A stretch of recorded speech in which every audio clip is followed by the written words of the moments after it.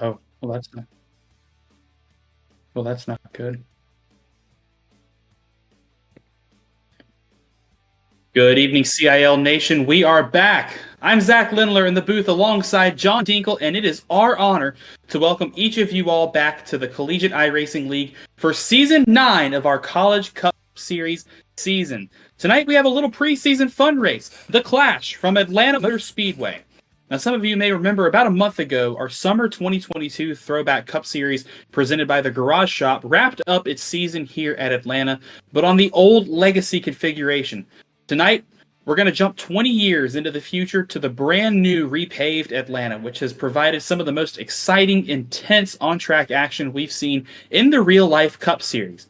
And hopefully, we'll see some more of that action tonight as our drivers take to the track in the next gen cars for the first time since May to duke it out. Although this race has no points, no spots in the playoffs, and no cash money up for grabs, we'll still expect our drivers to go elbows out on this newly reconfigured speedway.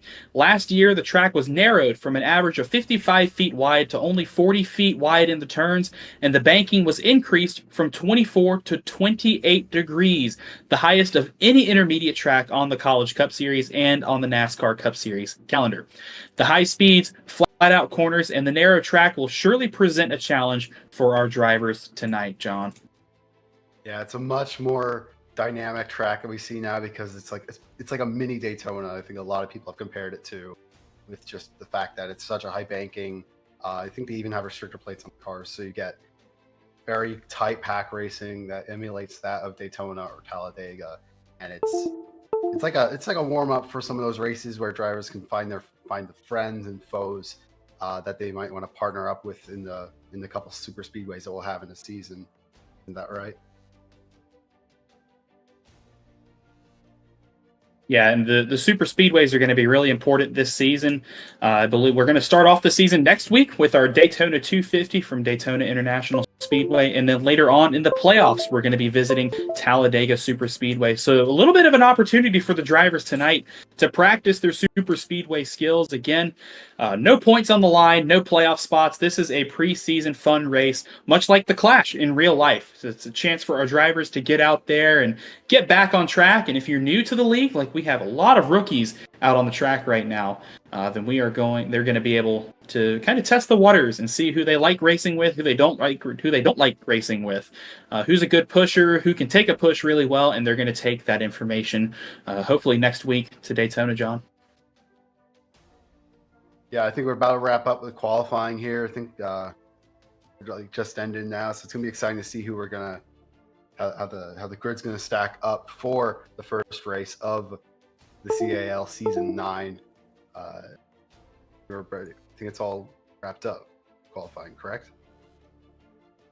Yeah, we're going to take a look in just a moment.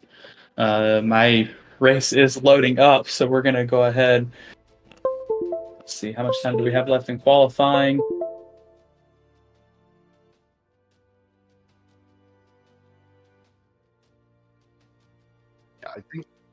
I think qualifying is over. So right now, all the it drivers is. on track. It's like we have the 5-minute warm up, so we kind of drivers can try out their setups one last time.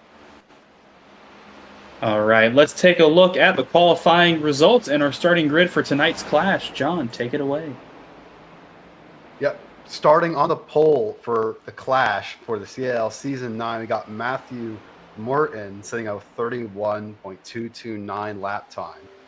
Second is Edward Sanchez, then Matthew J. O'Brien, Austin DeLong, and Andrew Williams in P5. Clint Halterman, P6, and Andrew Stieg in P number 7.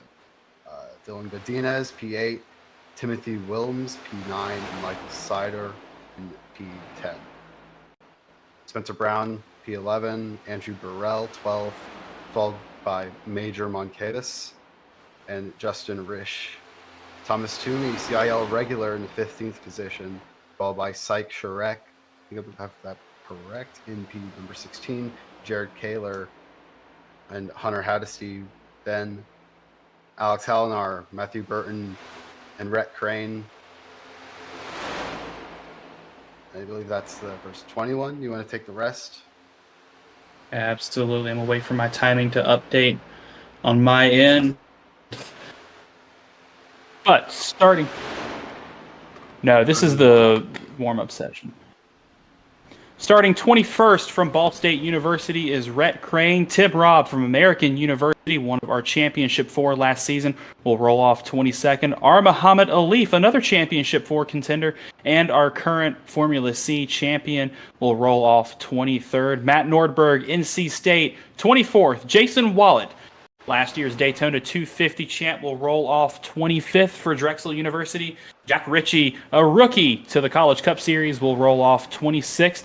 Zach DeWale, another Championship 4 contenders, all of them starting very far back in the grid tonight, back in 27th. Edwin Onofre has been upgraded from a student to an alumni. Congratulations on graduating, Edwin. As well as Zach DeWale are now in the alumni class. He will roll off 28th. Lucas Moody, a rookie to the College Cup Series, will start 29th. Colin Culpa will start 30th.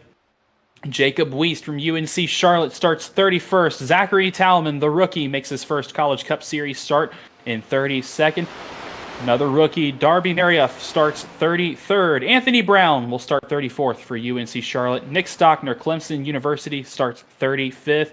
Jonathan Egge, another rookie, will start 36th. Andrew McCall for Purdue University starts 37th. Jake Hall starts 38th. Cody Fadenhauer, P39. Thomas Bailey, P40.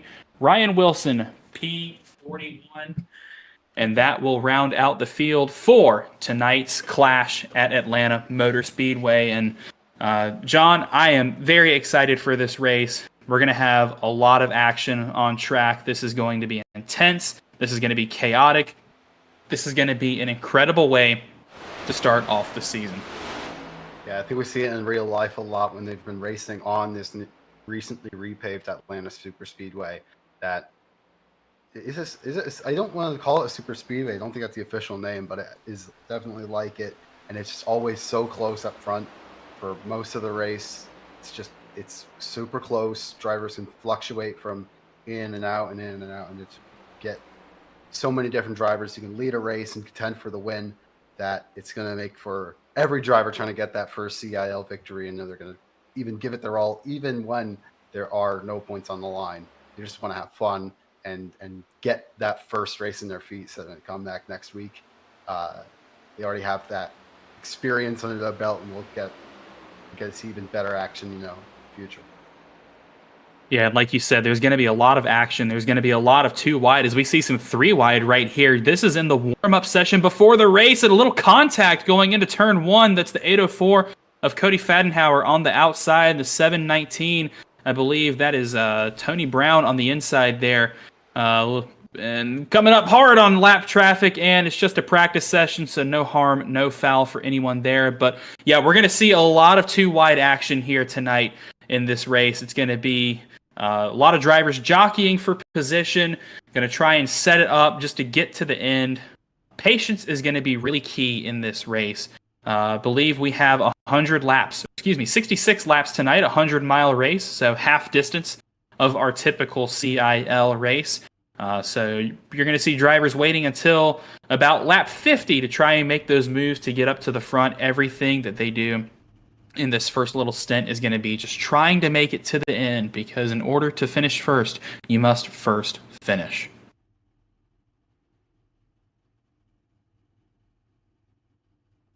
Yeah, the age-old adage, finish first finish. I feel like we hear that so many times, and I'm a little scared because with how close the action is going to be, if we expect how it is, a tiny little mistake can take out a number of cars. So I think, especially for the drivers starting out back, I think a very good call would be for them to try to play it safe and expect that there's going to be some caution to bunch up the field and take out some of the cars up front. And if they can keep their nose clean and keep their car from being damaged, they could definitely find themselves in a place to make up a lot of positions compared to some other cars.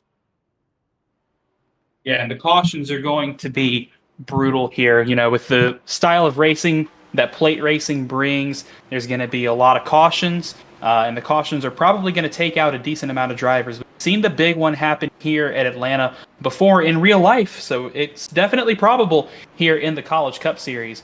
But you said it best. Keep your nose clean. You got to stay in it. Just make sure that you get to the finish and you can finish the race. As the drivers are going to take the grid now, I believe we are going to have 2 pace laps under parade until we get the green flag. 2 end-of-line penalties for the 5th, for the 99.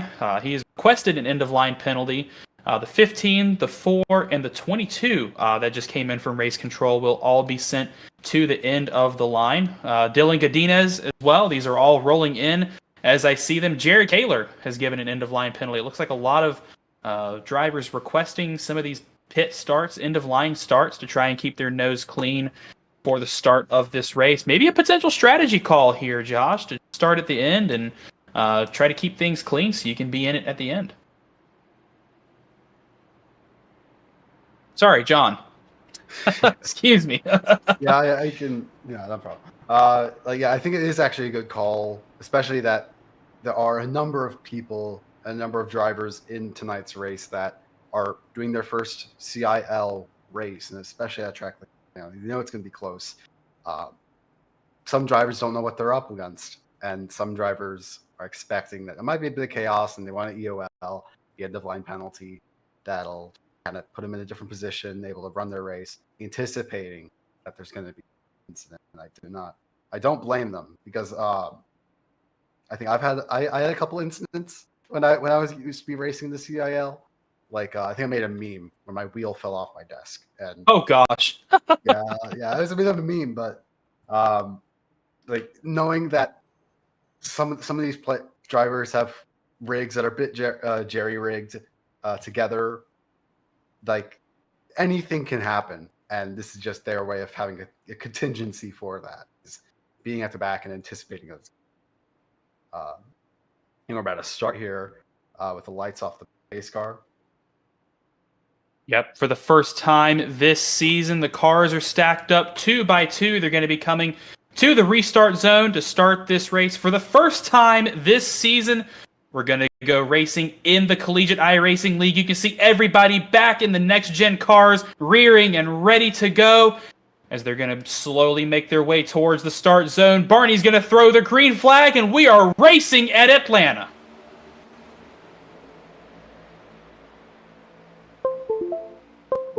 Good start from Matthew. Getting over a car length in front of, I believe that is Edward Sanchez. Yeah, good start from Matthew Morton. The inside line really got going right there. It's Matthew Morton in front of Edward Sanchez. They're going to move up to defend the high line. That's the charge coming from the 38 machine. But Andrew Williams from Clemson University going to go to the bottom line and assume the lead of that line, as we have a Clemson car up in the wall coming out of turn 4. I believe that was Andrew Burrell. So he's going to drop to the back of the pack, going to get hung out to dry, and hopefully that damage won't affect him very much. But lap 1 of 66 complete here tonight, and Matthew Morton from Ohio State University assumes the lead. Yeah, a bit of a disorganized. I feel like there's like a lot of large bubbles between some of these cars, especially on the low line. Andrew Williams going to get a good run to take the lead away from Matthew Morton, thanks to a push from Andrew Steig. Seems like it's kind of calmed down a little bit. All the cars are starting to stick to the 2x2 for most of the lead pack. I think it's a safe call, knowing that it's pretty early on, only lap number 3. Don't want to take yourself out too early with an aggressive move that will be for naught. So very spread out up front. Like there's a massive gap between the 41 of Major Moncavis cars up front. You kind of get a lot of drag to have such a large bubble and lose a lot of momentum, but it seems like it's fine. Yeah, and the starts of these races are the scariest things, because everybody's trying to make the move. You know, if your line doesn't get a start, and if your line on the restart or the start doesn't get a good launch, you're going to wind up getting freight trained, and then wrecks can happen that way, where somebody gets turned. But it looks like they've all kept it sorted out for the most part. Although I am intrigued to see And we do have a caution further on back in the field. We're going to see who that is for the time being.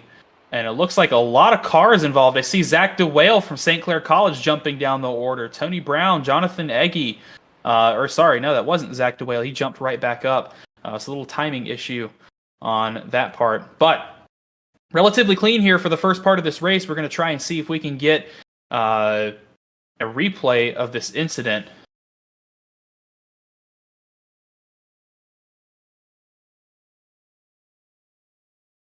But one thing that I do want to note is that high line kind of fizzled out really quickly. Usually in plate races, you see both of the lines relatively equal. The shorter line has the shorter way around. The higher line has the better speed, though. And it looks like this incident may have started with some 3 wide at the back of the field. Yeah, it sure did. Oh, gosh. And a big incident involving a lot of cars there. I think I saw the 12 of Jonathan Eggy involved, 19 of Jake Hall as well. But just a little not enough room left for racing going there into turn 1, John. Yeah, on my end, I'm not seeing the replay. I'm not sure if you are getting the feed on your end, but yeah, I saw some of that. Yeah, some fast drivers. I think Muhammad Alif got caught up in that, which is very unfortunate. We know how fast Alif is at. He always has a fast car. I think he said they're Formula C champion, and I believe he has also the talent on the oval. So fortunate to see them taken out so early. I've raced for them a couple times, and I know how quick they are. So going back and watching the replay, and let's see, the 26, the 37, the 21 involved. So some pretty good cars. A lot of rookies involved in this one. The 37 of that's the 76 of Jason Wallet. Numbers backwards on here. Jason Wallet involved in that one, actually. He was the car who originally got turned. That was the 26 of Sky Shrek, who made contact with the 21 machine of Lucas Moody. And those two bounced up into the 37 of Jason Wallet, and then Muhammad Alif collected in that incident, among others. I saw Andrew Burrell got a little piece of action, so a second incident for him tonight, but everybody else behind made it through relatively clean. Yeah, I think only about 4 or so cars got wrapped up in that incident. Do they have fast repairs? No, there is no fast repair tonight. So yeah, all those drivers are going to have quite. If they're not done, they have a lot of damage, which especially on a circuit like a super speedway, like Atlanta, where drafting and getting a lot of speed and momentum going, having bodywork damage or any sort of damage is going to sap away so much momentum. It's not going to be very kind to those drivers that were involved there. If not the fact that they're all pretty much a lap down, if not more. So unfortunate, but that kind of is a circumstance. And with the clash, because it's a first race and there's no points, not too much of a penalty for the incident. Just gonna maybe get back in, get a bit more experience, and get a bit of practice before we head back next week. And race control has convened and assigned fault to the 26 car of Sky Shrek. So they will have to move to the end of line on this restart, although I don't believe they came back out on track. The car is going to be on pit road fixing the damage. A lot of those drivers are going to have to come down pit road, get that damage repaired before we go back to green flag racing. I believe we are going to have one more lap of pacing before we go back racing. But right now it's Andrew Williams of Clemson University, made his way up to the point from third in that short little 5-lap shootout. Behind him is Ball State University's Andrew Stagey and Major Monsivas from Texas A&M International, I believe. We're going to have one to go at the line here. So Andrew Williams, Andrew Stagey on the front row for this restart. Major Monsivas and Matthew Morton will make up row 2. Thomas Toomey And Matthew O'Brien will make up row 3 for this restart. Alex Hallinar from Binghamton University is going to return to the CIL tonight. He is going to compose row 4 with Edward Sanchez, a rookie in the next-gen car, but did some racing in our Throwback Cup Series over the summer. And row 5, Ball State's Rhett Crane and East Tennessee State's Matthew Burton will round out the top 10, as I believe we are getting really close to going back to green flag racing. They're going to cross the stripe for lap number 9 in this race, John, and this is going to be an interesting restart. I'm interested to see if this is going to be as calm as the last one was. We didn't see a lot of drivers making moves, switching in and out of lanes. So maybe they've got those little jittery nerves out of them to start off with, and now they can settle in and get in and race. Yeah, but I'm looking at the blimp camera, and it's already quite spread out, pretty much all of these cars right now. And we know that people want to bump draft, get some momentum going, and you need a bunch up to get a good launch. I feel it's going to be a battle, at least up front, of who can get the momentum from the driver behind them. Pace car is going to dive down pit road, and we're going to get right back on the green for the clash in just a moment. Backed up once again is the field, 2 by 2. You see the pace car making that hard left onto pit road. Andrew Williams, your Throwback Cup Series champion with Clemson University. The control car, Ball State to his outside, and the outside line does not get moving on that restart. Andrew Williams with a huge lead going into turn 1, but is it too much? Because that inside line is going to come in with a head of steam as they come out of turn 1 for the first time this stint. And that outside line got moving. Yeah, I believe that was Andrew Stieg getting a massive run to take the lead thanks to Matthew Morton. But I think they're going to have a look on the outside into turn 1 again as they try to take the lead for themselves. They were the pole sitter, so they're trying to get it back. And I think that's 3 wide. Andrew Stieg getting left out to dry after Andrew Williams just tries to make another inside line work, and ultimately, they're getting 3 wide here, and yes, I think you're a little behind. Stagey gets hung out to dry, but hanging on just for the time being in that middle lane. Can they make it work off the corner? A little bit of contact there, as Stagey is gonna fall back in the depths, but back on that the restart, the inside line got the better jump with Drew Williams, and we have a caution at the back of the pack.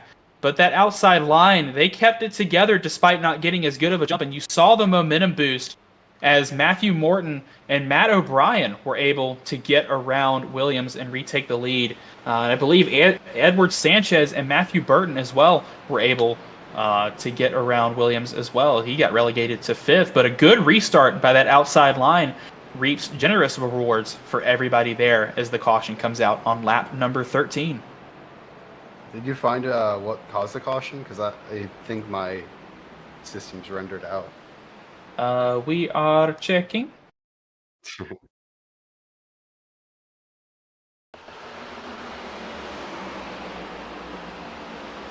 I'm not really sure what caused it. There's nothing coming up on my screen.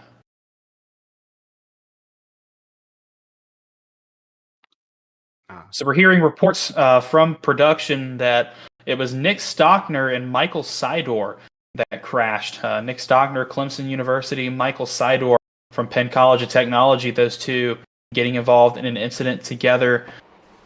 And I see Spencer Brown was somehow involved in that as well, as car 52 has been assigned the end-of-line penalty. Well, unfortunately, had some good movements going on in the front of the field for the lead. A lot of giving and taking for some of the drivers. Looks like some. Sorry. So there you see the 52 up in front alongside with the 15. That's Stockner behind. And oh my gosh, just got. Wow, who was that? 15, yeah, Michael Sidor just got turned head on into the wall in turn 1. Collected Stockner as well. Who was that hooked him? Another replay down the front stretch. This is going into turn 1. That's the 52 of Spencer Brown. in the yellow and gold car just to his outside, and it looks like trying to fight for real estate and couldn't quite get it turned in. The 15, 52 didn't leave him a lot of room, and 15 Isidore goes head on into the outside wall. There's going to be a lot of damage to that car. His night might be done. The Spencer Brown in the 52 walks away relatively unscathed as Jared Kaler, the reigning champion, sneaks past Nick Stockner. What a dodge from that UNC Charlotte car. Stockner, of course, as you see, the collateral from that initial contact. Two very good cars out of the race. Well, Stockner might be able to continue, but Michael Sidor maybe not so much. Yeah, I am seeing that some of these drivers are using this as a opportunity to do some of their pit stops. I believe Zachary Talman, Edwin Onofre, and Spencer Brown all made calls that they were going to go onto pit road to do their maintenance. Oh, look out! What in the world? I believe that may have been a pit exit is closed ordeal. Stockner did not get going. And the 21 of Lucas Moody with a little bit of contact there. So some damage to both of those cars. We're going to see how that affects their aerodynamics. But both drivers on the radio right now not very happy at each other. That was a weird incident. That was weird indeed. I would tell them that the pit exit closed. So a bit weird. But it's up to race control to figure out what penalties, if any, they dish out for that. But I believe we are going to be coming to the green flag this time around. Once again, working on lap 15 of 66, a short event tonight. The Clash about half the distance of a typical College Cup Series race. Just something to get us fired up and fueled up and ready to go for the season, which starts next Monday night. As the field is once again stacked up 2 by 2. Believe you're going to see the pace car take that hard left on the pit road. There it goes. Matthew O'Brien is the control car on the bottom lane. Matthew Morton to his outside, followed by Edward Sanchez and Matthew Burton, as they're going to take the green flag. Barney throws the green, and O'Brien gets out to a really good start, but Matt Morton throws the over-under on him going into turn 1, as the two are going to go 1-2 through turns 1 and 2, and it looks like that outside line has already pretty much dissipated as they get down to the backstretch.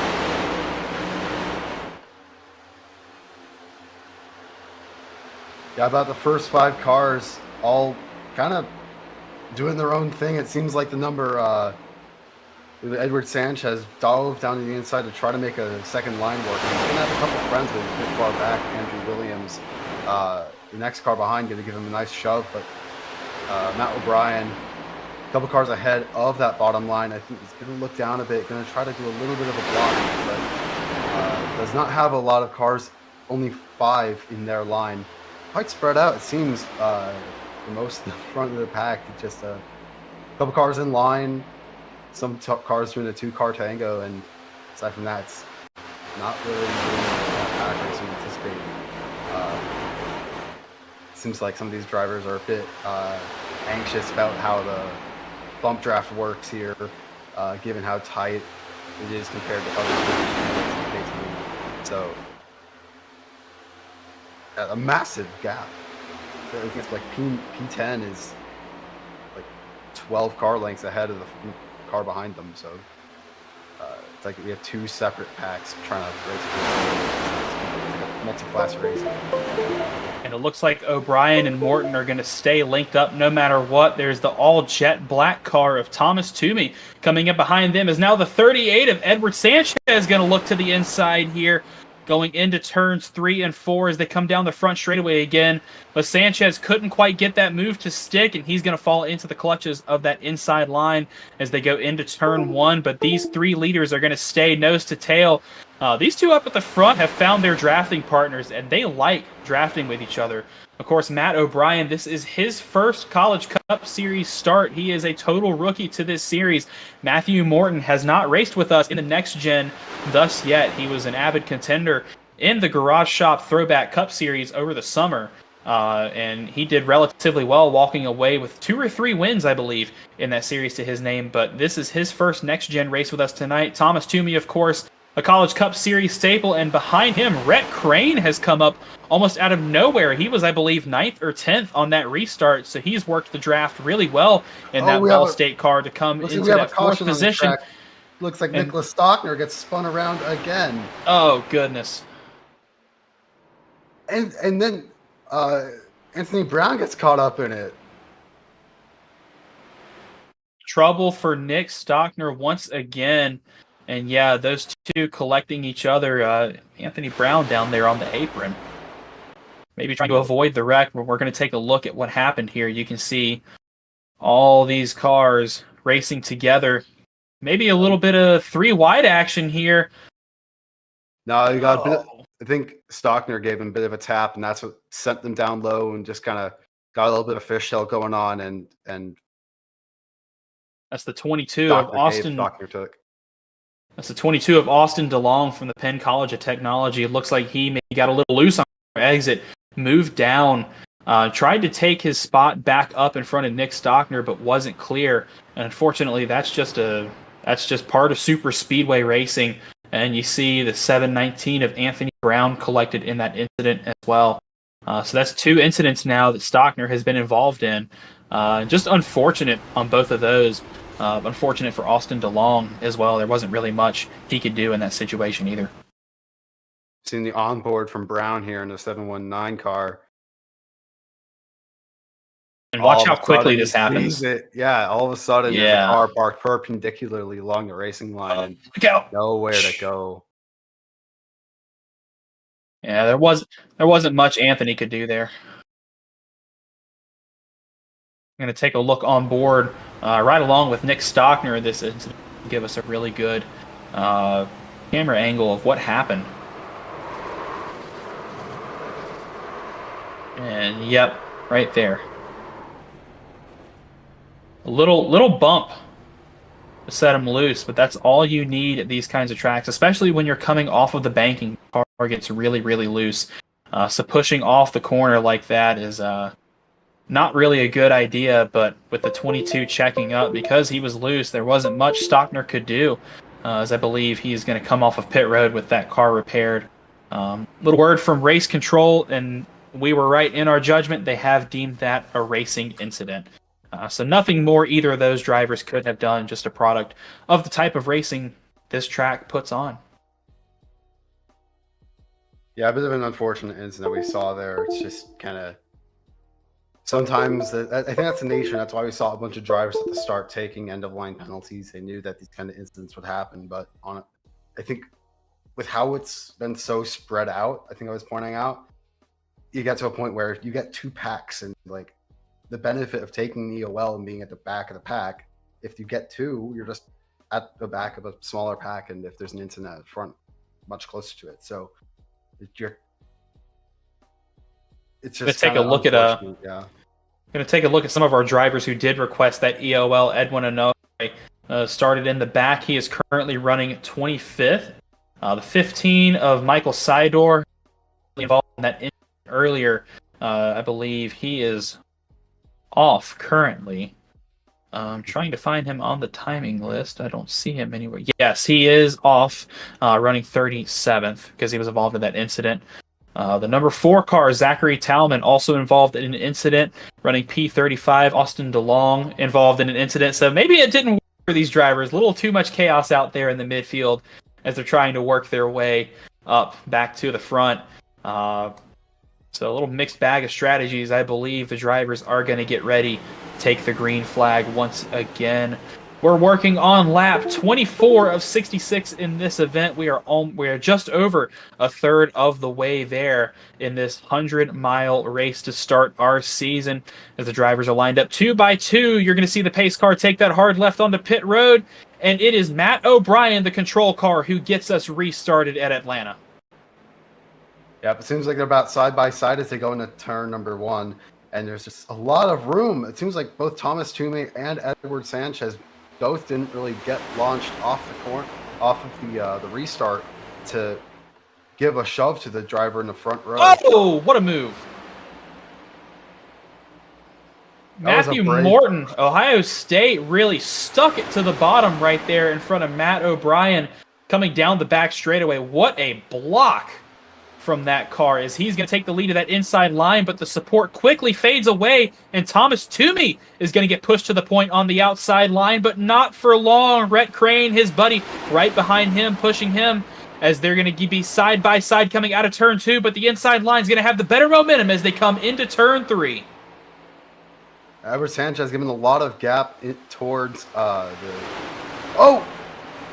O'Brien getting shoved down in the apron. Hello. 3 wide, left out to dry. O'Brien going to lose a lot of positions. They're still 3 wide. It is chaos. Yeah, O'Brien left out to dry massively. And the caution comes out. Yeah, way far back. It looks like Timothy Wilms is in it. Under Matt Haddisy as well. So I peer my camera over, but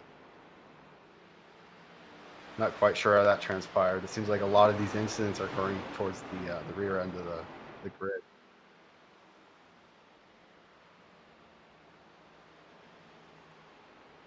Hunter Haddisty, Timothy Wilms, Clint Halterman involved in this incident. So some knockout names that have just been, knocked out for lack of a better term. But we're going to take a look at this replay. You can see the chaos at the front of the field, almost 4 wide there, virtually, coming out of turn 4. This is the battle for the lead at the moment. Look at Thomas Toomey working every of those 5 lanes on this front straightaway to try and keep that lead, and chaos on the front stretch here. What good racing. Here we got the replay of what happened further back to cause this, I believe, the 3rd caution tonight. Not quite seeing it yet on my screen. So it's coming off of turn 4. The field super spread out. Oh, and yep, a little bit of a hook. See that blue car? Doink. Can't get the number there. But yeah, just a little bit of a contact. The 006 of Thomas Bailey, the 007 of Clint Halterman involved there. You're going to see that's the 12 of R. Muhammad Alif. He's going to squeeze by. Oh, look out! And nowhere to go for any of those drivers. Man. The 07 of Clint Halterman just basically parked on the track. Nowhere for any of those drivers to go behind him, especially when you're sandwiched in the middle of a 3 wide. All you can do is hit the brakes and pray for the best.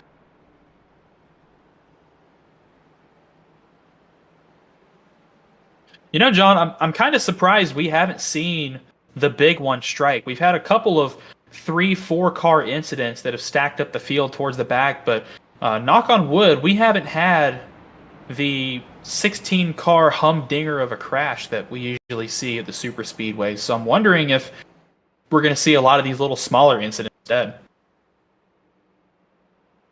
Yeah, I could see it happen. I feel like it would kind of be a bit more unfortunate in terms of entertaining, because I kind of, not trying to say that the big one is entertaining, but I would like a longer green flag stint. That's what I mean to say. But it is a bit fun to see a bit of carnage, but I'd like to see some battles, not people getting taken out of the race. So if it's these like 1 car incidents that just happen after a couple green laps, it'll just it's just a bit frustrating. So but you're kind of just here to have fun, and learn the names, learn how people like to race, especially on a track like a super speedway, and how it's just drastically different to anything you'll ever experience any other circuit. And that race control. Sorry to interrupt. Entirely different kind of race. It is. Race control has just intervened. The incident between cars 07 and 006 has been deemed a racing incident. So nothing any of those drivers could have done better. Just another product of the kind of racing that we see here. But yeah, John, you're right. The crashes are fun sometimes, especially when they're big and extravagant. But we're here to see racing. We're here to see green flag laps. And hopefully, as we are approaching the halfway point of this race, we're going to see some more green flag action. Working on lap 30 of 66. If you're just tuning in, welcome to the Clash at Atlanta Motor Speedway. We are officially underway in Season 9 of the CiL. Right now, Thomas Toomey, the control car, going to hit the restart zone for the University of Virginia. Rhett Crane to his outside, and Andrew Williams behind Toomey. Those two Orange Wheel Racing teammates going to push each other around turns 1 and 2 for the first time.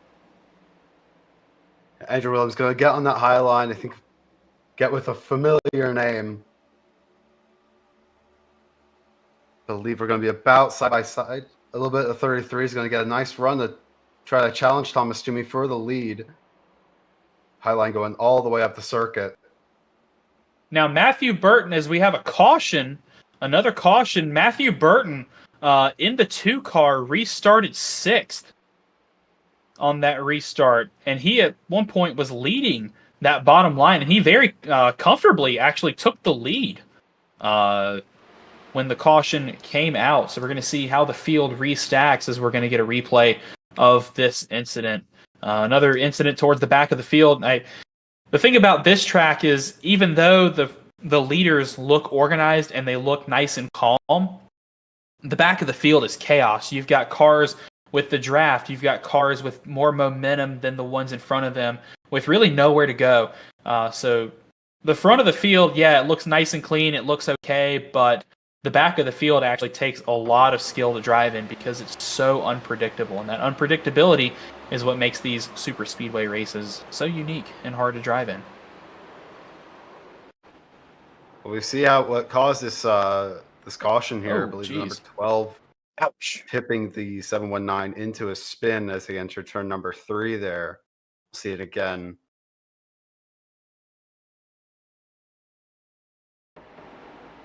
That was interesting. It looks like those two, I'm wondering if they maybe merged into each other. Or it's the 12 of Jonathan Eggy, the rookie, with the 719 of Anthony Brown. And it looks like the 12 maybe thought he had a little more room than he did. Collected the both of them. Yeah, I believe. And that sent the 719 into the inside wall. Yeah, I believe Race Control have deemed that 12 was at fault for that incident, giving them an EOL for this restart.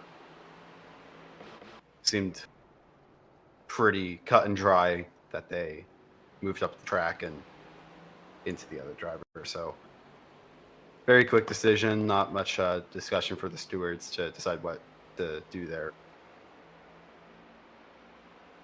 33 laps that'll be completed tonight, of our 66 lap event. 50 miles on Atlanta Motor Speedway have been driven, or will be when they cross the line here.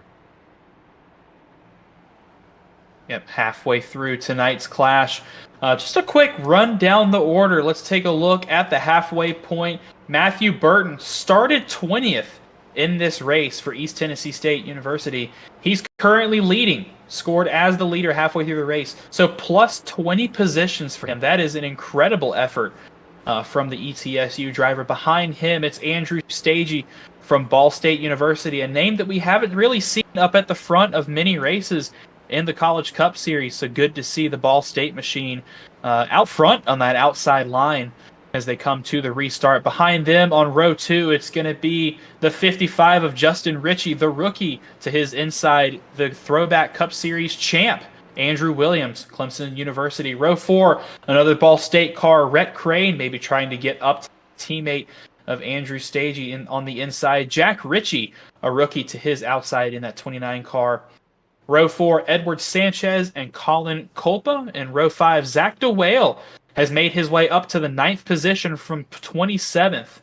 And Andrew McCall, 10th from the 37th position. A lot of really big movers inside the top 10. Looking up at Jack Ritchie, he gridded 26th. He's up to 6th. Colin Kolpa took the line 30th. He's up to P8 right now. So a lot of really, really big movers in the top 10 of the field. So a lot of skill being shown right now by these drivers, and not only wreck avoidance, but also navigating the draft. As you see the pace car make the hard left again onto pit road. Matthew Burton at East Tennessee State, the control car, as he's going to keep the field lined up right behind him. And they are off once again. Barney throws the green side line, gets a great restart as Drew Williams goes behind Matt Burton, leaving Stagey and Crane to the outside. Not a very good restart, but where have we seen this before? We might see a resurgence from that outside line as they come onto the back straightaway. Yep, very spread out. P1, P2 with a whole extra car length in front of P3 of Andrew Stieg. They go down to the inside, trying to get that inside line to get a bit of momentum and try to challenge for the lead. It's going to have I believe that's their BSU teammate of Rhett Crane. Oh, here we go. Justin Ritchie on the inside, making it 3 wide. Going to shove Rhett Crane out of the way. He's now left with no one to give him a little bit of a draft, and he's going to lose a bunch of positions. They're 2x2, 4 places deep for the lead. Now make that 5 as Rhett Crane's going to get hung out to dry in that middle line. Maybe a little shove out of the way from the 38 of Edward Sanchez.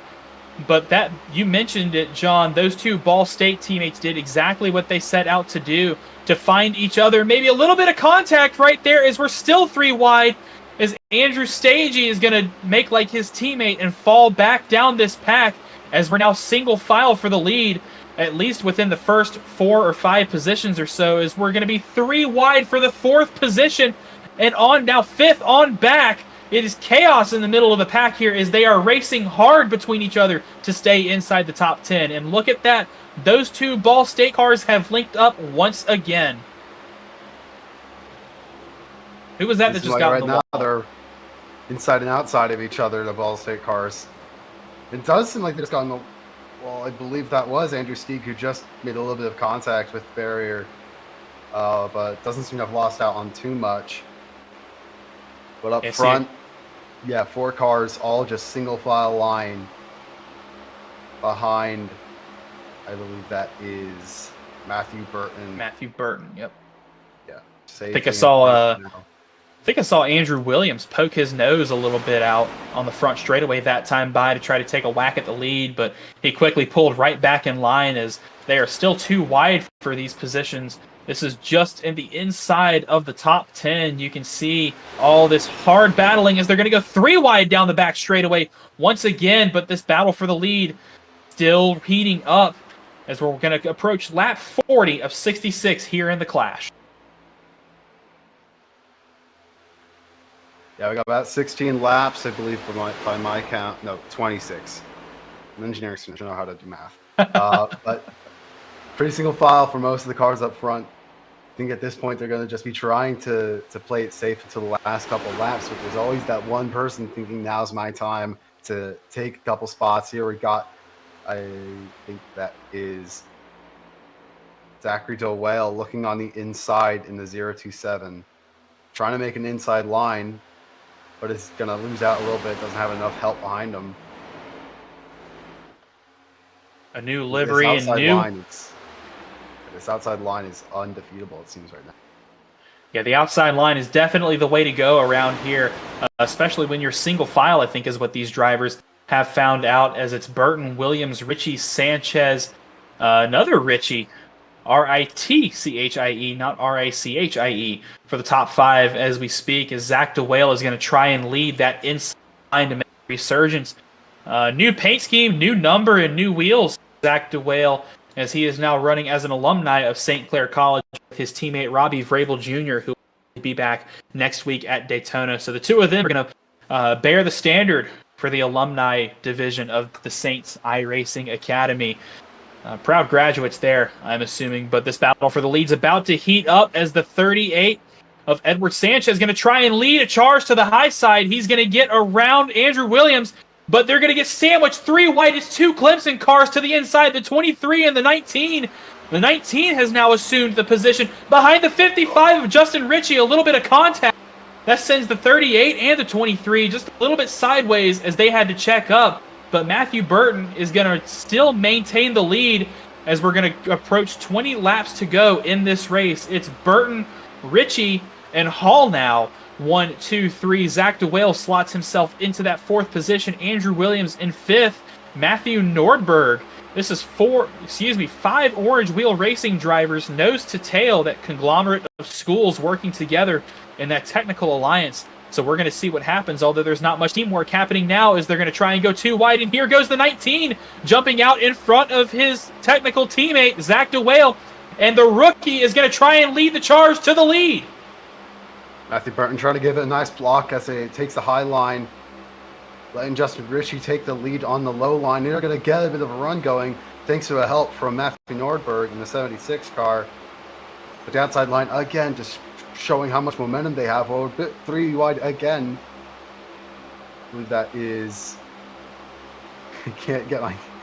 the Jack Ritchie getting stuck in the middle with only 1 car behind him, or a couple cars behind him, actually. But this 3 wide looks very chaotic. I feel like a caution is imminent given how this is going, but they're trying to give it their all outside line, losing a lot after the cars failed. Man, I can't hardly watch this, but I can't take my eyes off of it. This is great action. This is now the 3rd lap in a row that these cars have been 3 wide, as the 29 of Jack Ritchie from Coastal Carolina University, the first CCU Chanticleer we've had in the field in the CIL. He's going to work his way up into 4th. A little bit of contact there between the 76 of Nordberg and the 6 of Rhett Crane, as Nordberg almost got turned by Rhett Crane. Little contact there, unavoidable between those 2 drivers, but that's going to unfortunately send Nordberg tumbling down the order, as we are still 3 wide. Here comes Edward Sanchez trying to make a move, but Matthew Burton's going to give it the block. There's the jump. Well, Burton has such a good ability to just know when to move. I don't believe they don't have like an extra spotter in their stand. It's only Burton and whatever electronic spotter they have, and they are able to defend perfectly on this super speed. But Burton seems to be super good at these types of tracks at defending their lead, especially when it's mostly single file. But getting back to that single file action we've seen, Morton trying to make a move down the inside, O'Brien coming to help. 2-car tango with another on the outside, trying to take the lead away. 2 by 2 for the lead car, or a lapped car. Lucas Moody throwing a wrench into these cars here.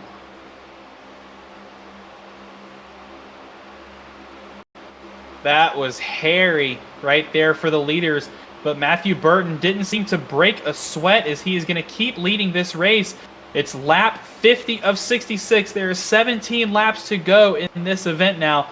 So if you're toward the middle of the pack, this is the point where you're trying to make those moves, and a move is made, as Matthew Morton and Ohio State University are going to show their hand as he jumps up to the outside, followed by the 38 of Edward Sanchez. Little wiggle out of the 2. That bottom line seems to be loosening up a lot, as they're going to be 3 wide once again, crossing the line. I believe that is for the 7th position. And a little contact. There's a 29 turn, and it's the big one at Atlanta.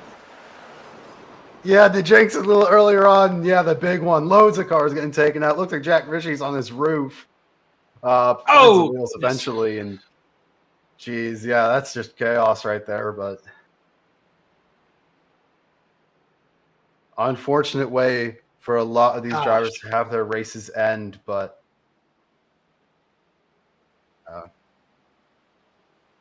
it looks like that was a couple times. Looks like that was maybe the 29 and the 043 jockeying for position there. Not enough space given and too much room taken. Maybe a tale of 2 defenses there, as we're going to get another replay of this incident. Ooh. Or excuse me, that was Matt Burton lost the lead. Yeah, it looks like there was 2 cars getting turned by another car at the same time. One of them found the way to get straight, and the other one found their way into the wall. And just at that point, no one knows what's going to happen. You make one small little change, butterfly effect, and everything becomes unpredictable. And the 2 of Matthew, the 2 of Matthew Burton went from first to out of this race and doing his best Dale Jr. wall ride impression, and not the Ross Chastain kind, getting tossed up into the catch fence there. And the 29 also ending up on his lid. Thankfully, this is a sim. No drivers will be injured except for egos, potentially, but a huge, huge incident there on lap 52 of 66. We're going to take one more look at the incident because that was a spectacular crash. Yeah, I have no clue what exactly to look at. It's just there's a tiny little catalyst, and all of a sudden, seems like the two did not expect um I'm trying to read the number about the cars in the car in front. Let's call it that. Weren't expecting them to start trying to go down to 29 to start going down from the wall, and that can be done aside from nothing. The stewards up in race control still have yet to assign any penalties, if any. You can see the 018 also collected as collateral. The Andrew McCall from Purdue University is Rhett Crane also there collected. You see in the center of your screen to the 29 coming back down onto the apron. The 2, of course, also up in the air in the catch fence. So a double airtime crash here in the first race of the CiL season. Hopefully these drivers got their tricks out of them, like they're flipping skateboards before we go to Daytona next week. Yeah, this is a Tony Hawk Pro Skater. Sorry, no bonus points given for a sick wall ride. The number 2 car was doing a nice 50-50 grind along the safety area. Yeah, I was gonna say the stewards. I feel like the stewards shouldn't even penalize because the penalty is the damage that they received. So, still unfortunate for a lot of these drivers, but there's especially for some of them, like the 2, I believe, aren't gonna have any way, shape, or form the ability to get back out on track and compete. So aside from, and of course, EOL is redundant. And of course, as we get those updates from Race Control, we will have them to you. But we're going to get back to green flag action here just in a second. And actually, we do have a ruling deemed a racing incident, which that's the correct call. It was 2 drivers moved into each other's space. That's just a product of the racing that we see here on these super speedways. But once again, the field stacked up 2 by 2. It's Sanchez, Richie Hall, DeWale, Stagey, Culpa, Williams, Rob Halterman, your top 10 as Matthew Morton, the control car in Ohio State University, is going to hit the gas, and we are back to green flag racing in Atlanta.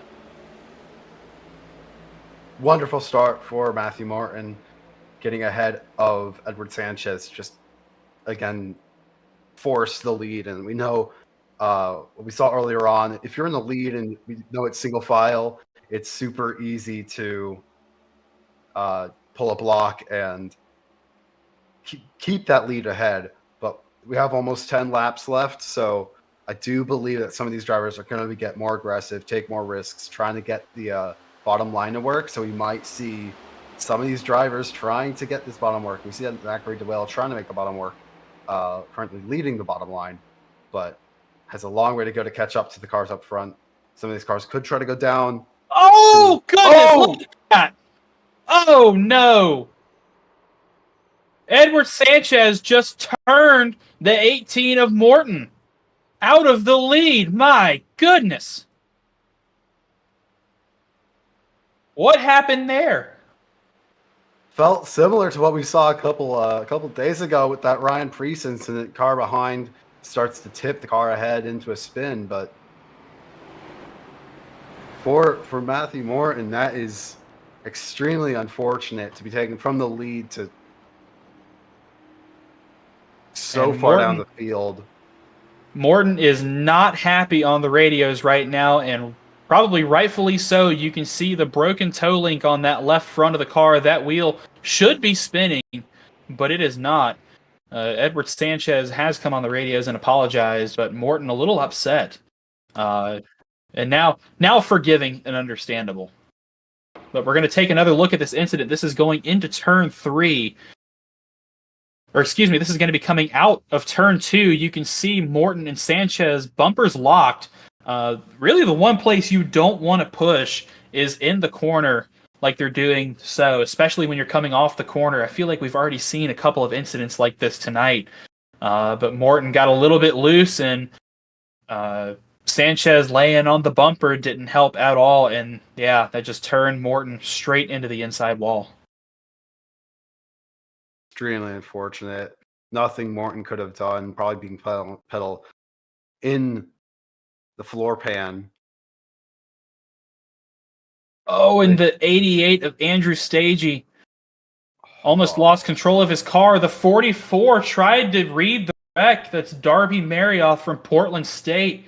He tried to dive underneath the wreck, the wrecking car of Matthew Morton, and got collected themselves. And Nick Stockner maybe got a little tag as well, losing control of his car, and he's going to go into the outside wall. A night to forget for Clemson and Nick Stockner. And oh my goodness, so many more cars involved. That's the 4 of Zachary Talman involved. The 777 of Hunter Haddisty involved. 2 Clemson cars involved in that incident. Jason Wallet able to get through, or Muhammad Alif able to get through as well as Jonathan Eggy. Yeah, just nowhere to go for a lot of those drivers. Practically playing pinball, and then the track said tilt. Believe we're gonna be on our final lap of caution before getting back to green here. I think the lights went out on the safety car or the pace car. Take your pick on naming, but gonna get side by side. Edwards and Sanchez going to remain in the front row currently, alongside Justin Rishi in 55 car. Stewart saying that incident between Morton and Sanchez was a racing incident, just a bit of the pushing that pushing gone wrong. Yeah, pushing gone wrong. Yeah. Pushing gone wrong. How many times have we seen that tonight? Pushing gone wrong, especially in the corner, as you see just how steep this banking is going through turns 1 and 2. But the field is once again stacked up 2 by 2. We are going to have a 7-lap shootout for the Clash win. Edward Sanchez in the lead, missing his drafting partner right now, Matthew Morton, after getting involved in that incident that brought out the most recent caution. The 55 of Justin Ritchie on the outside of the front row. Andrew Williams inside. Zach DeWale, 2 Orange Wheel Racing teammates side by side there in row 2. And then it's Clint Halterman, Andrew Stagey. Jared Kaler has worked his way up into the top 10 finally. Timothy Williams, Colin Culpa, and Tim Robb are your top 10, as Edward Sanchez is going to hit the restart zone and get rolling. Back to green at Atlanta. 7 laps until we declare a winner of the class. Again, a wonderful start for the leaders of Sanchez. So well enough that Andrew Williams was able to pull out of the bottom line and get up high. Zach DeWale going to be down low with a lot of momentum, could possibly take the lead away with a bump thanks to Clint Halterman. Almost locking bumpers entering turn number 3. Going to probably get up front. We're going to see if they try to abandon the bottom line and go up top, which is tended to be favorable. But it's actually going to stay down low as we have another caution coming out. Another wreck at the back of the pack.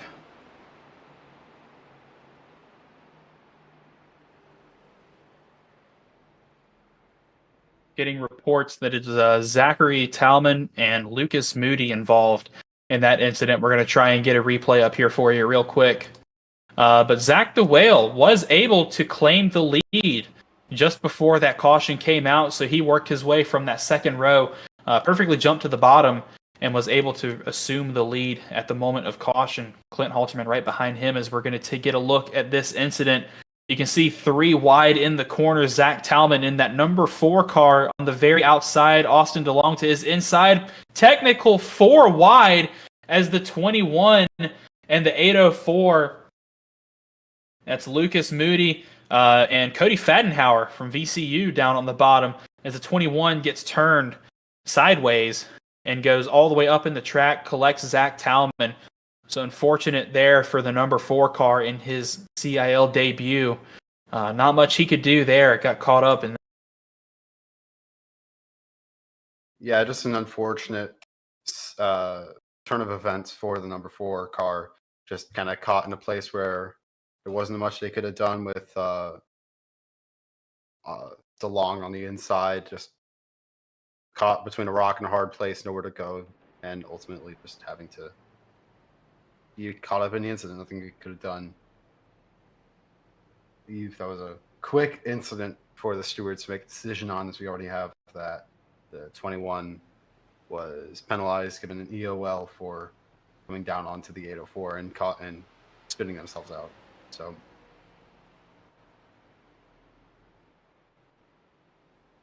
how many laps will we have once this race gets back under room? On lap 62 So currently. I believe this is going to be a let me math. A 4-lap shootout. They're going to get the 1 to go this time by to start lap 63. They'll take the green flag on lap 64. So it'll be a 3-lap shootout for the win. This is going to be race 1 of the season, and we are already going to have a classic CIL finish of a short little shootout to the end. This is going to be very exciting, folks. Please stay tuned because this is going to be a lot of fun. It looks like some of the leaders doing some reshuffling around, maybe having some fun with each other. That's that's Zach DeWale messing around with the leaders a little bit, and Jared Kaler, sorry. He came up first on the timing tower because he actually went around Zach DeWale, playing some fun on him. These two, I'm looking forward to seeing what these two are going to do this season. Zach DeWale and Jared Kaler has been the rivalry for the title for the past few seasons, and Jared Kaler has just always seemed to come out on top by the narrowest of margins against that St. Clair driver and Zach DeWale. So maybe a change of fortune for DeWale coming up this season with the new ride. Maybe Jared Kaler can continue his reign of dominance over the College Cup Series. The 4-time champion is going to line up behind his rival, Zach DeWale, as they come to the restart. It's going to be Kaler's teammate to the outside of DeWale, though, and Clint Halterman, the 2 UNC Charlotte drivers. And then Edward Sanchez in that 4th position in that bright blue car. Behind them, it's Drew Williams and Colin Culpa. Colin Culpa, the reigning alumni champion. Drew Williams, the Throwback Cup Series champion, going to take that 6th position as the pace car turns left on pit road. Zach DeWale, the control car, Halterman to his outside. It's going to be a 3-lap for the victory here in the class. Zach getting extremely well off. And Kaler actually possibly get in front of DeWale's teammate, Clint Halterman. Bottom line, now proving to get a lot better runs than the top line that we've seen historically tonight. Clint Halterman going to get a hell of a shove. Jared Kaler on the outside, neck and neck, as they cross the line almost now to start lap number 65. 2 to go in the first race of season 9. The 3 wide. This is so exciting. My goodness. As Jared Kaler is going to reassume the lead. He has worked his way up from the 17th position on the grid. He's going to assume the lead as we have a caution. We are going to go to overtime. Yep, CIL last 1 overtime attempt. We're going to see it in the first race of season 9. Oh boy, oh boy. Woo, baby.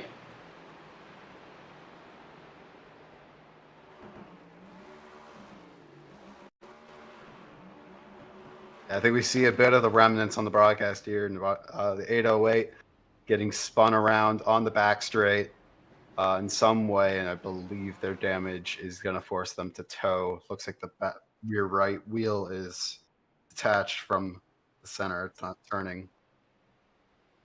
808 is a lot of damage for this. Godinez. I know that was the 804 of Fadenhauer. A lot of damage there, as well as Nick Stockner involved in another incident. As we're going to try and take a look at the replay of that incident. But the whole front end of that car is missing. Goodness. I think we were looking at 804. Oh, well, that'll do it. 4 wide. That's right behind the leaders, actually. Goodness. Now, this isn't Talladega. You can't do 4 wide here. At least not comfortably. Sometimes you can't even do 3 wide comfortably here. You see the 804, that yellow and black car on the inside. We know that he got involved in this incident and took a pretty hard lick, too, based off the damage on the front of that machine. So we're going to try and see. This is coming. This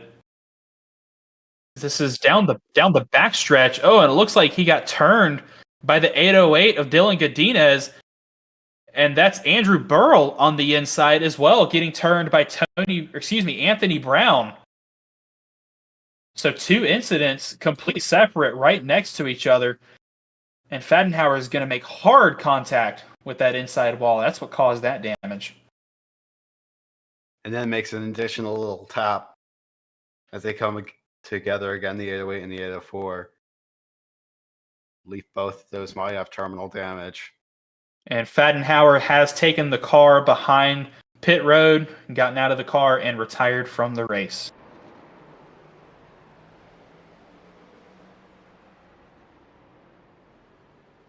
Well, we are going to see overtime for the clash. 2 extra laps to decide who's going to take the first win of CiL Season 9. Jared Kaler and Clint Halterman going to be on the front row for the restart once you get side by side. Yep, it's a UNC Charlotte lockout on the front row.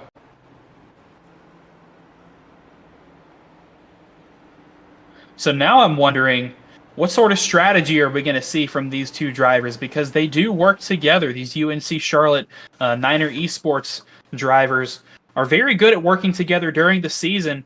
But I'm wondering, with the win on the line, what sort of sportsmanship or lack thereof are we going to see between these 2? A little friendly jockeying for position. It's the 2 UNC Charlotte teammates on the front row, the 2 OWR allies in the second row. So a tale of 2 alliances is what we're going to see coming to this final restart of the race. Now, if you're new to the CiL and you don't know what overtime is, that's okay. We'll explain it to you. So we are going to have a green attempt at a green-white checkered finish. The drivers will take the green flag, and then they'll take the white flag with 1 to go, and then the checkered flag will end the race. After the green flag, whichever flag, if the caution flies before the end of the race, then the race will be over at that point. So if the drivers get restarted and then they wreck on the backstretch, the race will be over. If the drivers get restarted and they go all the way to the checker, then we're going to have a banger, classic CiL banger finish. But there can only be 1 winner between these top, really 10 drivers. They're all still in it. It's Kaler, Halterman, DeWale, Williams, Sanchez, Culpa. Kaler hits the restart zone, and we are green-white checkered racing here at Atlanta for the Clash win. Kaler way up front, doesn't have their draft partner, has almost a car and a half ahead of Zachary DeWale. Clint Halterman has that draft partner, and Williams right behind, but Sanchez just gives it away. Oh, no! Kaler wins it. Well, apparently, after a yellow flag flies, it's gonna have to be a bit of a calm finish to the end of a chaotic race. And Kaler just came on the radio and said, "I'll take it."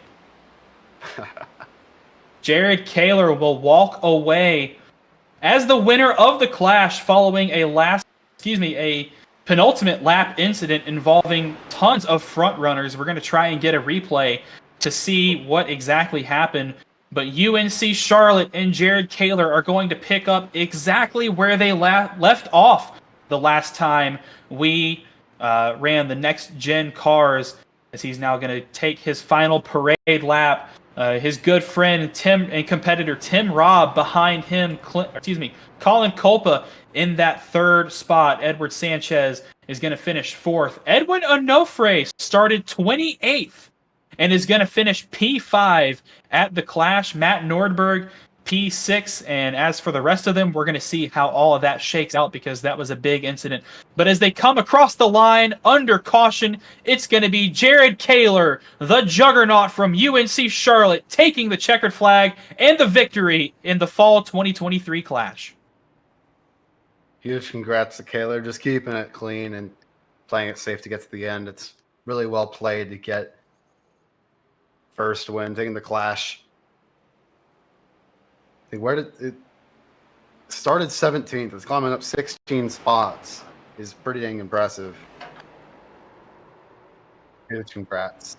So we're going to go back and take a look at the incident that brought out the end of the race. This caution that happened on lap 60, I believe, 69. Yeah, lap 69 of 66, of course, overtime. But this happened at the front. This is one of the few incidents that we've seen tonight that has happened at the front of the field. Everybody jockeying for position. That's Kaler, the leader, in the top left corner. Zach DeWale right behind him. The 38 of Sanchez behind him as well on that low line. And we'll see what happened. It looks like DeWale tried to go for a space underneath Kaler. Actually got Kaler a little loose. And a hard impact for the 27 as it collects just about everybody behind him. Tim Robb snuck his way through on the bottom, as well as Onofre.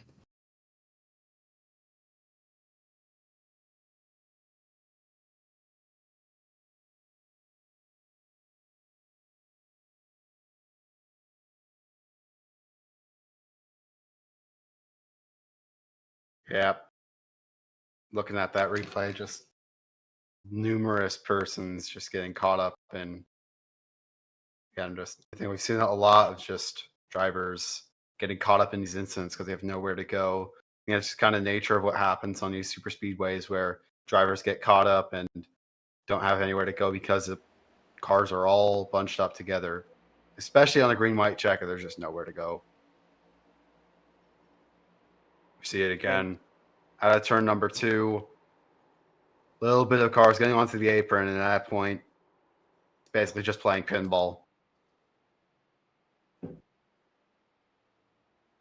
Yeah, and especially with it being that late in the race, too. Well, a lap and a half to go, really, at that point.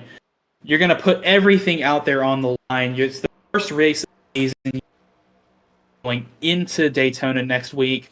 And plus, a win always looks good as Jared Kaler is going to burn it down still on the front stretch, celebrating that victory.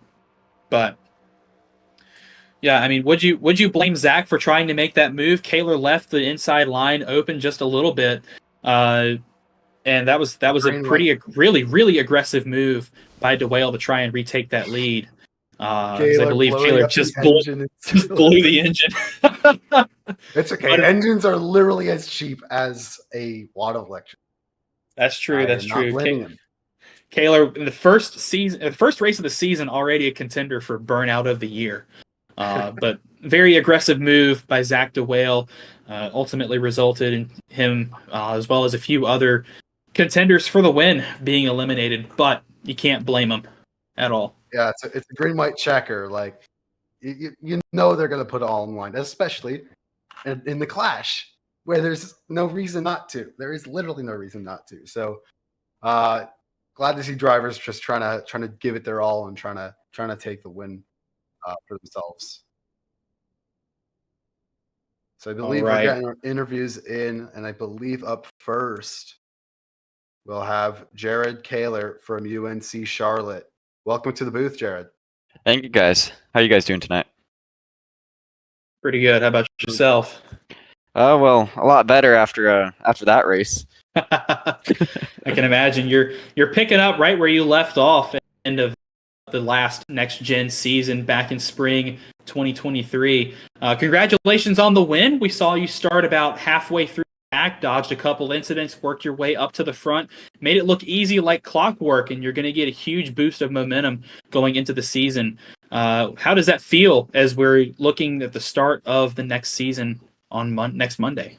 I mean, it feels pretty good. I wasn't able to win a race last season. I was just able to win the championship based off of consistency. So to win, I guess, an expedition race feels pretty good. I wish it was for points, obviously. But yeah, nevertheless, it's always a big boost of confidence to kind of come out here and get a win, even though it's just an expedition race. To hit the ground running. You come out here. It's been a long off season, and yeah, you kind of know what you got and know where everyone stands now. Yeah, and this is just round 0, but round number 1, we're going to Daytona, which I think I've said it all tonight. Atlanta and Daytona are just a little different, but they're both race out very similarly. Is there any sort of notes from tonight that you're taking into next week when we go to Daytona? Yeah, I mean, these tracks do race pretty similarly, but I mean, I don't know if I really want to share any tips or secrets that I learned. I think that would be kind of spoiling the party there. But yeah, anytime you get into one of these super speedway races, you learn a lot, and it's just a lot of seat time, and you can kind of figure out when to take runs, when not to take runs, who to work with, who not to work with, and you kind of just start making those mental notes. And doing this expedition race, this round 0 race, you kind of start building that notebook maybe a little bit earlier before anyone else. All right, Jared, we're going to let you celebrate that win with your teammates. But before we let you go, is there anybody you'd like to thank or shout out here on? I'd first want to shout out Clint. He and I worked so well that whole race, and I wish that yellow flag didn't come out there for the green white checker, because I think we would have had a 1-2 lined up. But he had a great race, and thanks for all the help that he gave to me this race, and thanks for you guys for putting on the stream and getting ready for the next season, and looking forward to it. All right, Jared, take it easy. Thanks for coming up here in the booth with us again, and congratulations on your win. Looking forward to this season. Thank you. That was Jared Kaler of UNC Charlotte and Niner Esports. You heard him mention last season he did not win a single race, but he still he attributed the championship win to his consistency. So maybe this win to start off this season was maybe a shush of the haters, of all the people who didn't think he deserved it maybe last season. But you heard him say that consistency is key. And if he can consistently find his way into victory lane this season like he did tonight, we could potentially see a 5-time champion on our hands.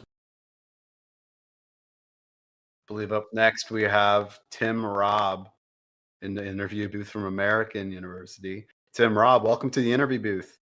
Thank you. Good to be here. Good to start the season off this way. Yeah, nice solid P2 at the Clash. Congratulations on another podium finish. We saw your move to dodge that last lap wreck that we saw Zach DeWale, Drew Williams, and a couple of other cars get involved in. We saw you dive to the inside down way onto the apron on the backstretch. Kind of take us through your point of view of that incident. So I ended up, I guess fortunately in hindsight now, did not get the restart I needed to. I couldn't see the leader on the restart, and so I got going a little bit after those guys. So I had just enough of a gap between me and the top 5 or 6 that I could see the whole thing developing. My plan the whole race kind of was just to stay on the bottom line, because the bottom line, you had the most room to escape wrecks. And so as we were going through 1 and 2 there, I saw DeWale. I don't know if he turned down there or got turned down to the bottom, but I knew he was going to have to come back up, and that was likely going to cause something. So I just wanted to be ahead of the game and get down there early to make sure I didn't even come close to getting involved in that. Yeah, and I asked the same to Jared, but we have Daytona coming up next, and I have to wonder, is there any sort of thing you've learned from tonight that you're going to try to take into Daytona to try to take the win next week? I guess the biggest lesson is just patience pays off on these tracks. You don't have to lead every lap. You don't have to be at the front every lap. I usually race pretty aggressively here, and today I try to stay towards the middle to back of the pack most of the day. So I think the biggest lesson going into Daytona would be just make sure you're there at the end.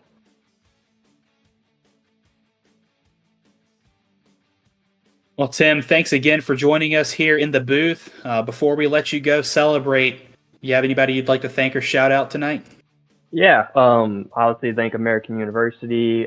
Thank you guys for putting on the show.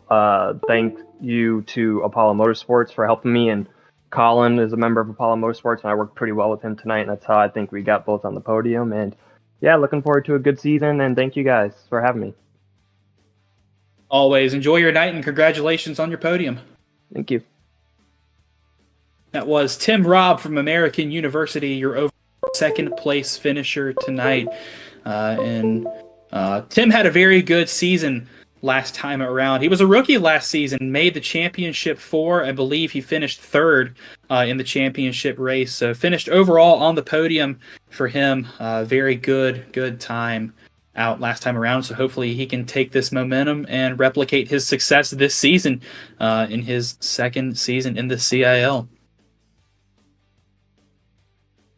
Last up, we got Colin Kolpa from Indiana University as our P3 finish, and I think our highest placed alumni in the Clash. Colin Kolpa, welcome to the booth. Good to be here. Welcome Thanks for back. having me. Yes. Colin, congratulations on such a statement finish in the first race of the season. We saw you snatch that P3 basically out of thin air.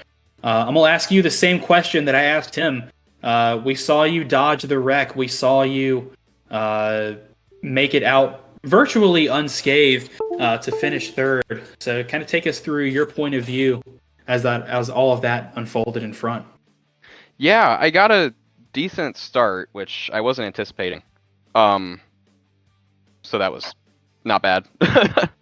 But as like rolling into turn 1, I saw that gap open up on the inside right in front of Tim, and I knew I needed to take it because just the Charlotte and Clemson car on the outside had no momentum. So I went down there, and then on the exit of 2, obviously DeWale and the 38 got together, and I couldn't do anything. I was going to hit DeWale one way or another, so I just kept the wheel straight and tried to slow down as much as I could. And it worked out with the timing of the caution, because I think if it would have even gone into turn 3, I think the 38 would have had it because I had that right front damage. So I'm thankful for the iRacing timing of the caution. But I knew that last couple laps, I just needed to find the open gaps. It doesn't run like Daytona will next week. You just have to take advantage of the runs when you find them and hope that no one's going faster behind you. And that's all I did in turn 1 and 2. Is I took the gap that was there, feeling the momentum, feeling the air, and then I don't know. I think I had a shot. I wasn't going to screw my teammate Tim out of anything there, but I had a plan. I had it gone another lap and a half there, but I'll take P3 for the first for the Clash. Absolutely. Yeah, and already having started in P30 for the Clash, having a lot to kind of do if you wanted to make a good finish. How was that feeling starting from quite far back and still making your way up so far? Oh yeah, all those cautions. I was hungry for chimichangas or something. I needed something to do.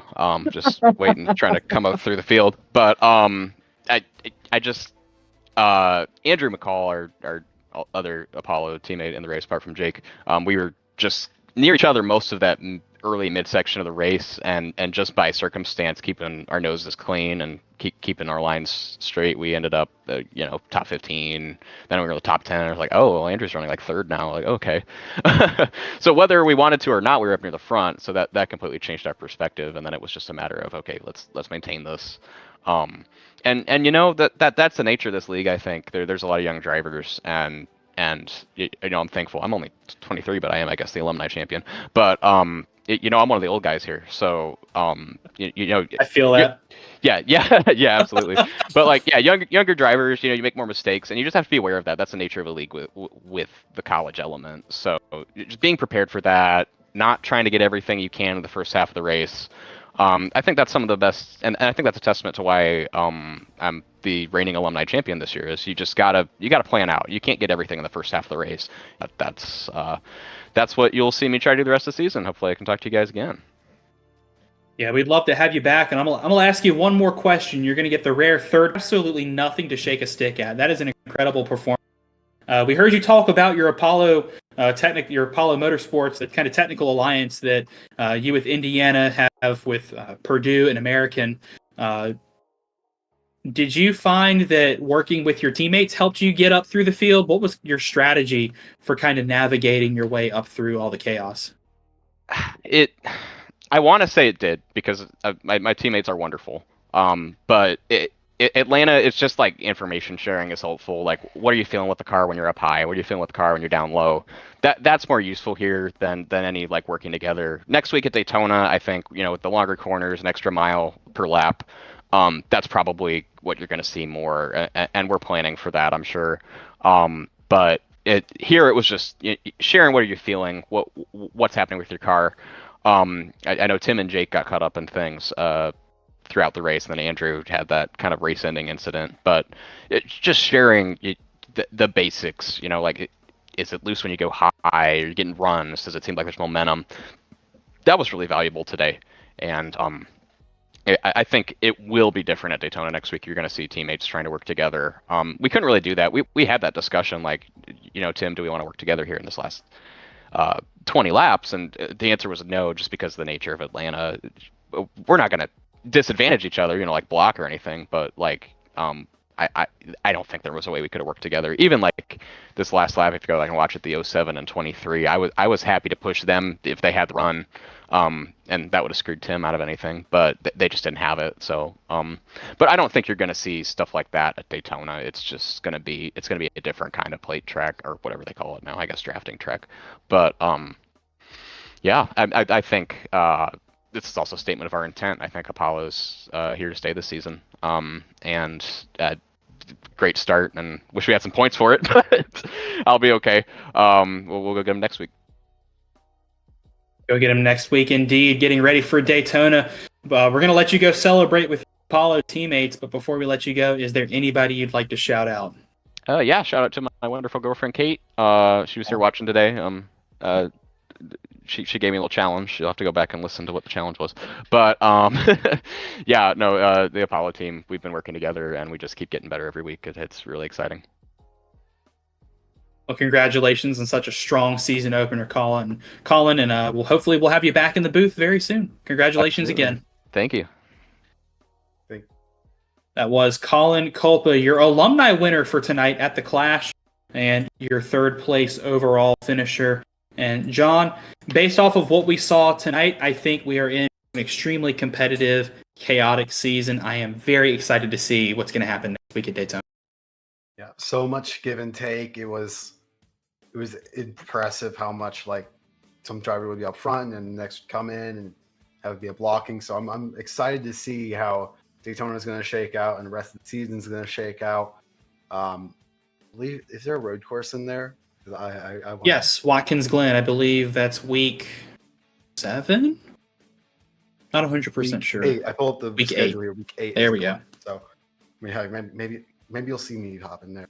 I'll give you the camera, and we'll get the sneak preview as a driver. Yeah, I don't know. But anyway, it was really fun to just watch all the give and take at Atlanta. We can't wait to see what happens. Our first points paying race for season 9 at Daytona. I'm excited. Yeah, I'm excited for this season as well. And we're on the cusp of perhaps the greatest College Cup Series season we have yet in the CiL. The Clash is over, and Jared K. Charlotte have opened their season with a statement win, surviving the chaos to take the first checkered flag of the season.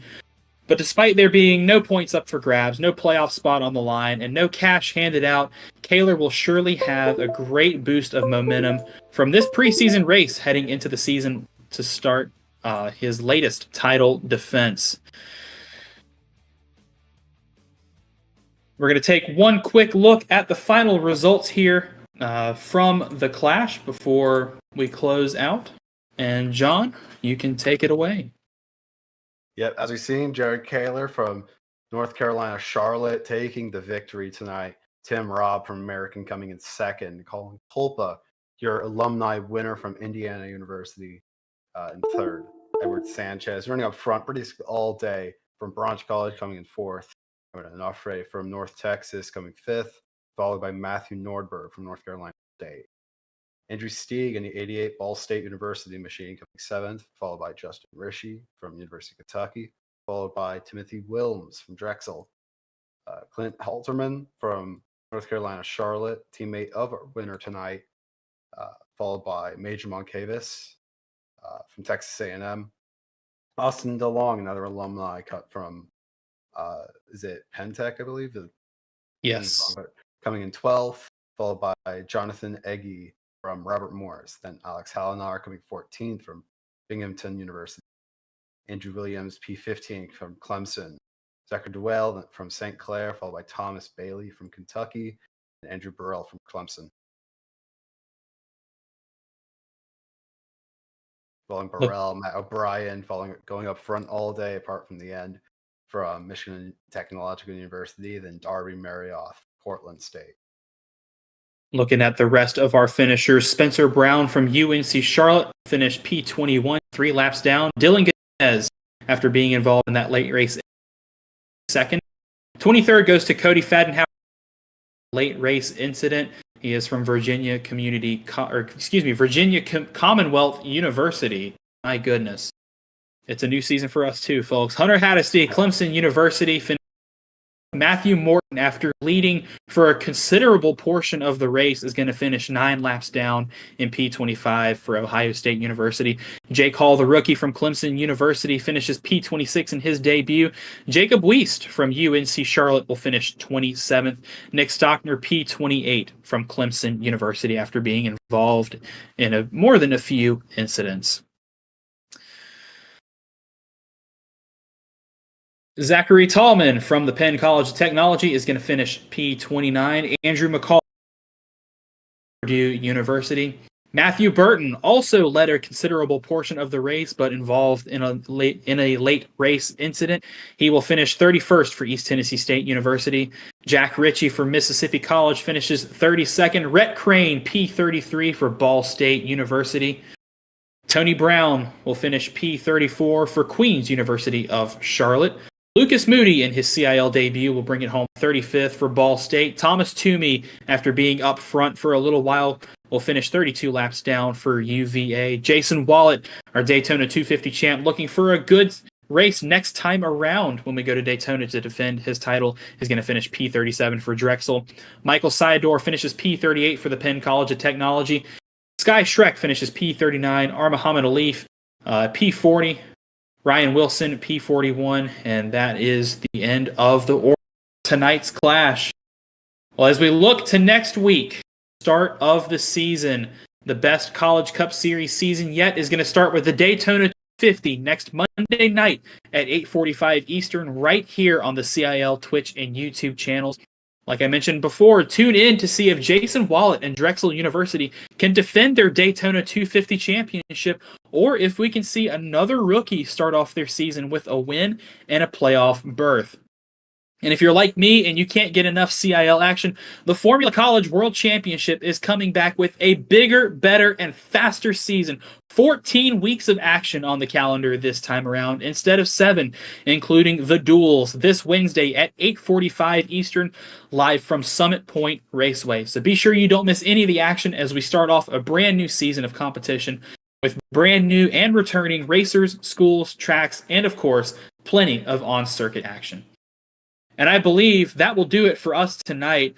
Welcome back, everybody, to the Collegiate iRacing League. It is so good to be back. I believe all of us are ready for the upcoming. So on behalf of myself, co-commentator John, Alex Gagnon, who will be back in the booth next week, producer Christian, and all of us here at the CiL, we would like to thank you all for tuning in to tonight's clash at Atlanta. And until next time, stay fast.